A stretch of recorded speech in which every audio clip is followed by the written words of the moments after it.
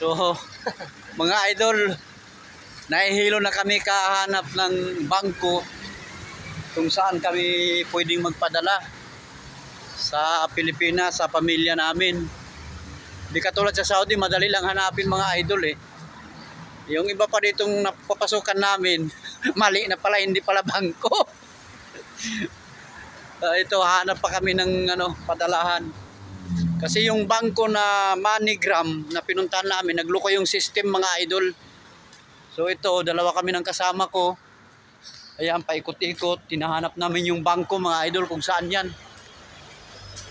Kung wala talaga kaming makita, no choice, bukas na kami makapagpadala. Kasi may pasok pa kami ngayon ng 2 PM.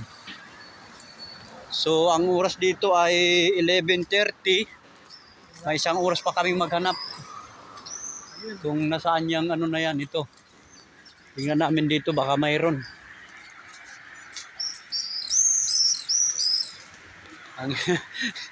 Ang hirap ng ganito mga idol, hanapin mo yung papadalhan mo kung nasaan banda. Walang makita. Yung iba naman yung mga nakalagay dyan. Ayan o. Wala, grocery pre. Oh. Tayo? Ha? Uwi na tayo. Uwi na tayo? Bukas na lang tayo magpadala. Oo. So ito, nagdesisyon na yung kasama ko mga idol na uwi na lang. Bukas na lang magpadala. Grocery yung nakita namin. Ayan.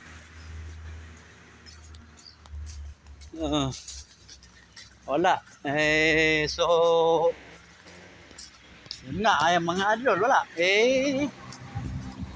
Saan ba tayo? Diyan ba tayo dadaan?